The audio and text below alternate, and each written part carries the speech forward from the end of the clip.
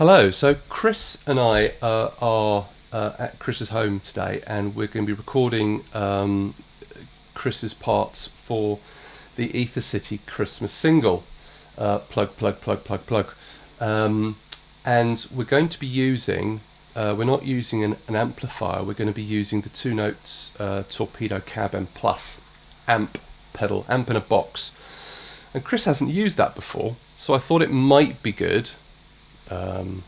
That to actually have a record what his reaction is to it, because to date, now I can't remember exactly what it is, but when we were on holiday with the guys last year, you were using it was Behringer, wasn't it? It was a Behringer. A Behringer, again an amp in the box pedal, because years and years and years ago, when we used to practice in my bedroom in Hammersmith, the guitars were plugged into a mixing desk, and we didn't have anything that was like doing what an amp would do to really sort of beef up the sound, give that oomph that an amp gives you. And while a DI'd guitar is still very nice and has its uses, there's just something visceral about playing through an amp. Big time. So the Behringer pedal was to try and give a little bit more of enjoyment for that, but the Two Notes is several levels up from that. So it's going to be very interesting to see how Chris reacts.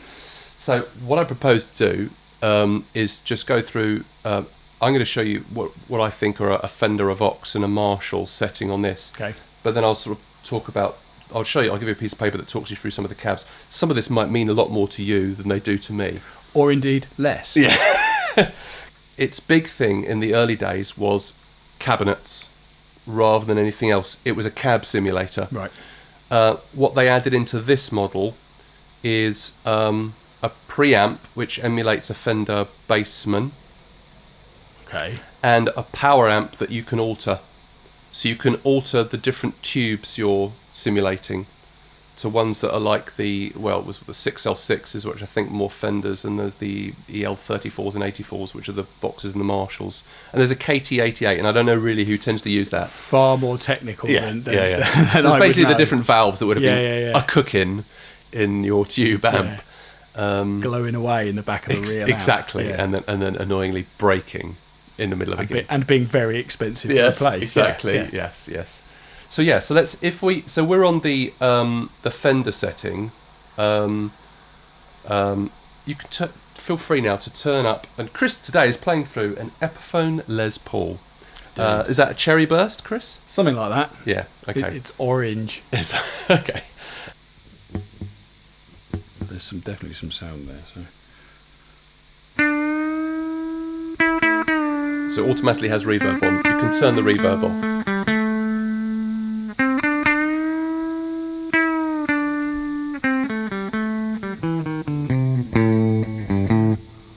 So I think the Fender amp has they have like a mid scoop. Yeah. So it's kind of lush, but it doesn't have the oomph. It's lush, but it's quite twangy still. It's got and the bit of reverb definitely gives you that kind of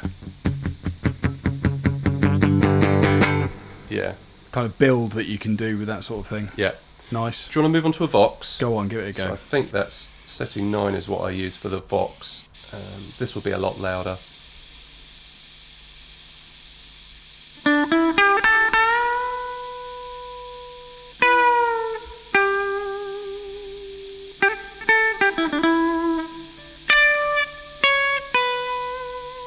It's quite it's different, isn't it? It's got more mid-range.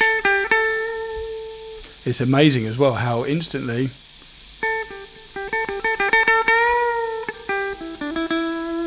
it makes you want to play a different kind of thing, you know.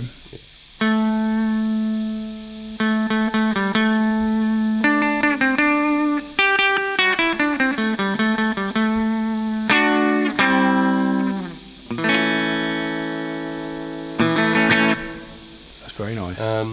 And this is the one that I think is basically a Marshall stack. You can again, the hiss is giving you an indication of what's going on. All of this, by the way, has been played on the treble pickup. So interesting. Okay, we might want to give it another try. On something yeah. else,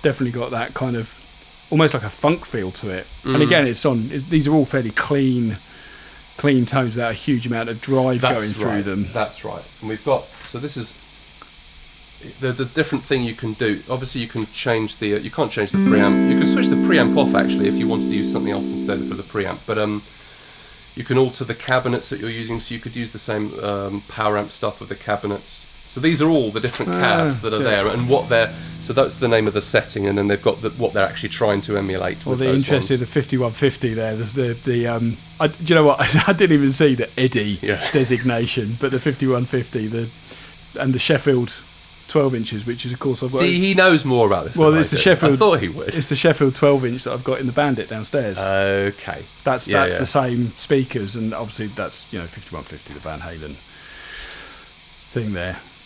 So we can alter this to that. So go on. See what that sounds like. I desperately try to remember what I do. But again, this is the cab emulation. What am I on?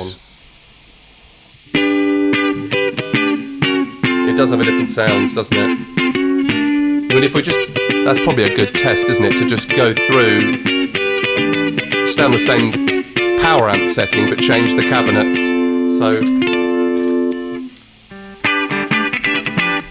let's change it. This is a Gretsch one. It does make a massive difference. What have we got? Oh, there's quite a bit of.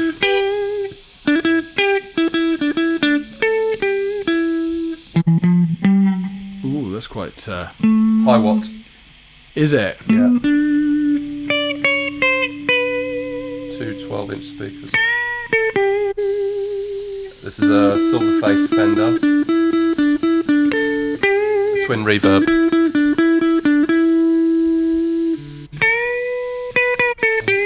Vox AC30.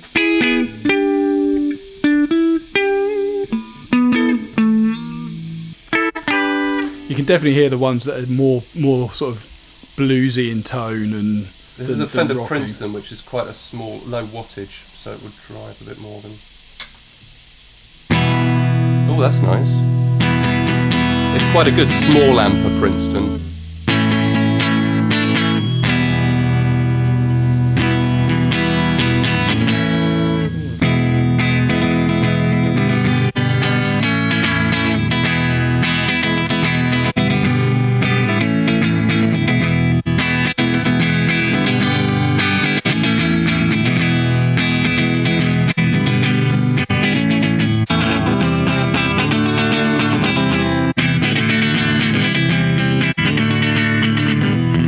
Quite a big difference, some of these. Yeah, huge difference for all of them. Yeah. Can you push more gain through any of these with the preamp, or? Yes, you can. You can alter that. Be interesting to hear what they sound like when they're sort of driven a little bit more. Oh, that's nice. That's lovely. That's a 60s Marshall. You can hear that drive starting to growl in at the bottom end.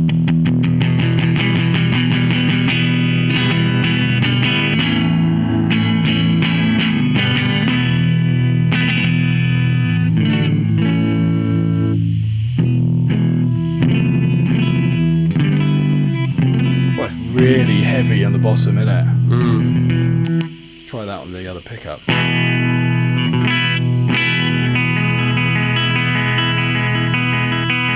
It's surprisingly sparkly at the top as well still. Yeah, it's interesting, isn't it?